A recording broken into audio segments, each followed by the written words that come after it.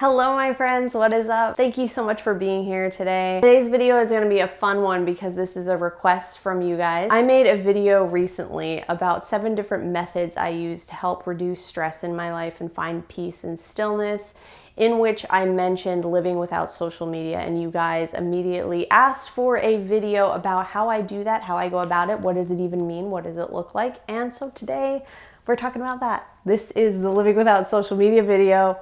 It's gonna get intense.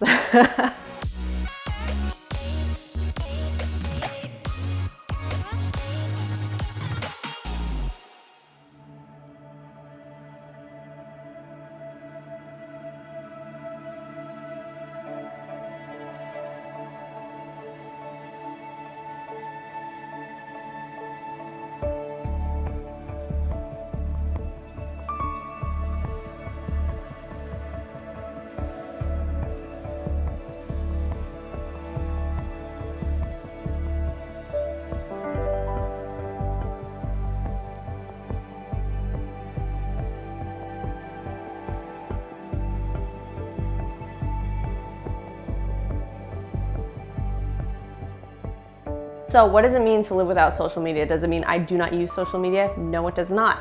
I am an entrepreneur, I am an author, I love sharing stories, I love photography as well, and I am also a filmmaker. So yes, all of these things get shared online, and that's great because we have the internet. It's a tool we can use to affect beautiful, positive change and touch someone's life, make their day better. How freaking cool is that? So yes, I have a presence on Facebook and Twitter and Instagram and all that stuff, but I don't have any of these apps on my phone, and I'm never constantly like checking on my computer to see, you know, who's posting pictures and what posts are coming through. Like, I don't do that. And there's a reason why I don't. It creates a lot of stress. It's even created some feelings of anxiety for me, and I've noticed by eliminating those things from my life, eliminating social media, deleting all of those apps off my phone, it has exponentially improved my mental health, my emotional health, my spiritual health, and I've really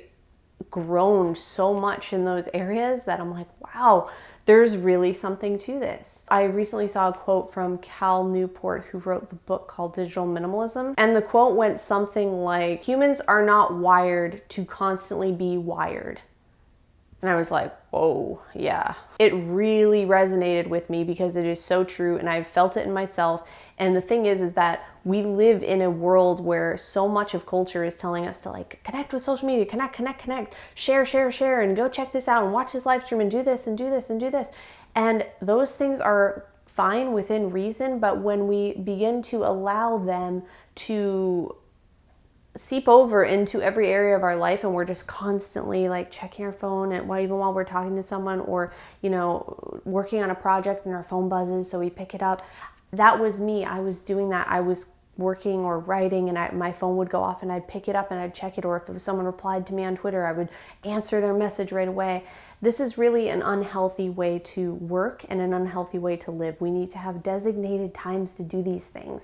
And I do want to disclaimer that I'm not saying that I know better than everybody else and everyone should use my exact methods. These are just what I do personally, what have helped me, and what maybe will help you too. So take what you like, leave what you don't. Maybe you'll find something in this video that might work for you, or at least inspire you to find your own methods, because that's what being creative is all about. So how do I live without social media? Well, I designate time when I'm going to visit my pages and share some things. And I do the sharing process on my computer. I have a laptop that I use. I do not ever share on my phone unless I'm somewhere remote doing a live stream or something. Then I will download the app for that specific purpose. Otherwise, those apps are never on my phone.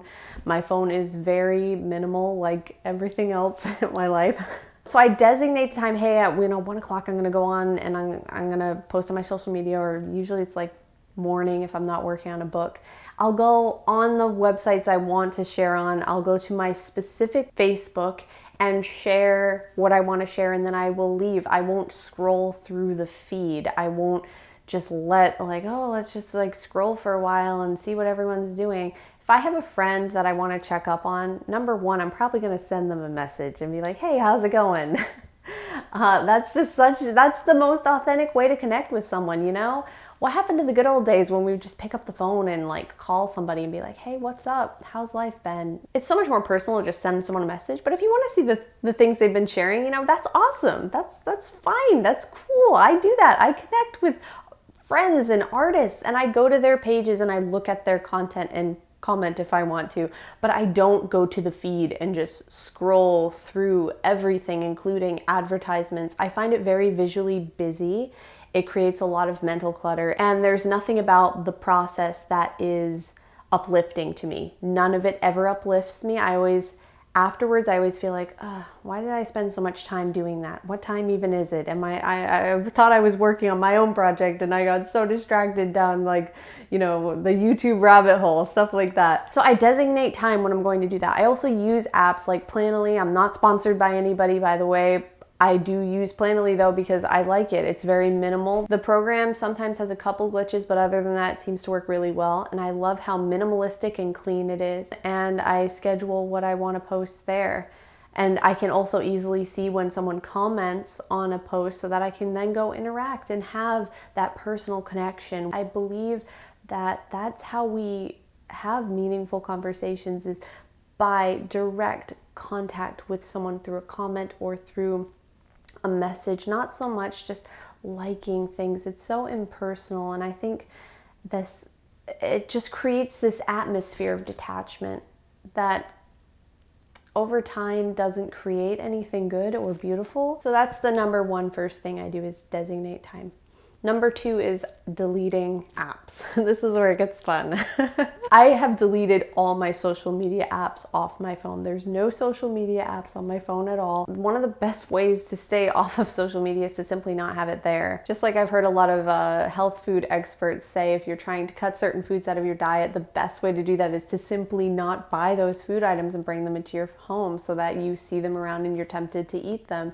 The same goes for social media. If you don't want to spend as much time on these apps, delete them off of your phone. It's so easy. And number three is using planners. So like I said, I use planners.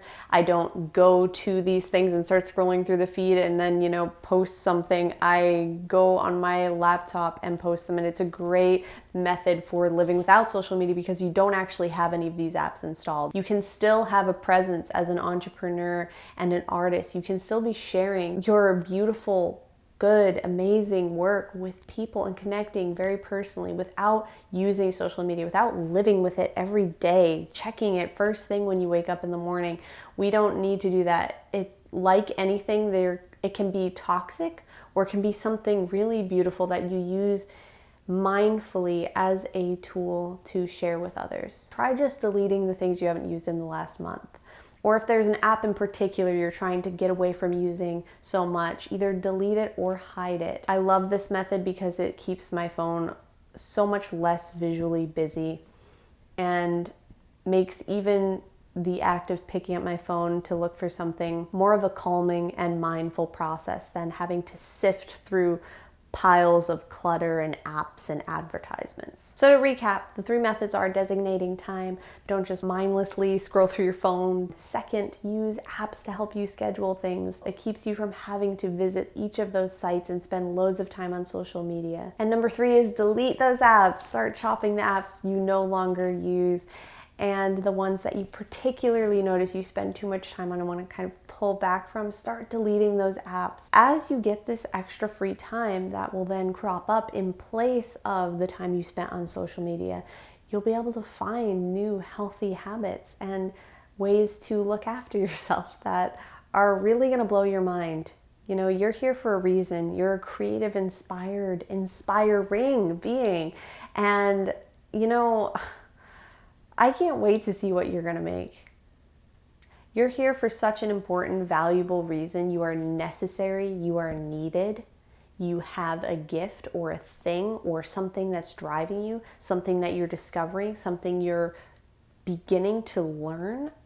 And you're meant to do that. You're meant to be on that journey. You're meant to share that because that's why we're all here and we're all connected not on our phones, but in our hearts. We're connected by thousands of little beams of light shooting into the earth, connecting all of us. We're all interconnected. And yes, that's an abstract image, but you know what? It came to me and I'm going with it. All right, now it's your turn. Tell me about how you use social media. Do you designate time for it? Do you have social media on your phone? And does the idea of deleting all these apps scare you?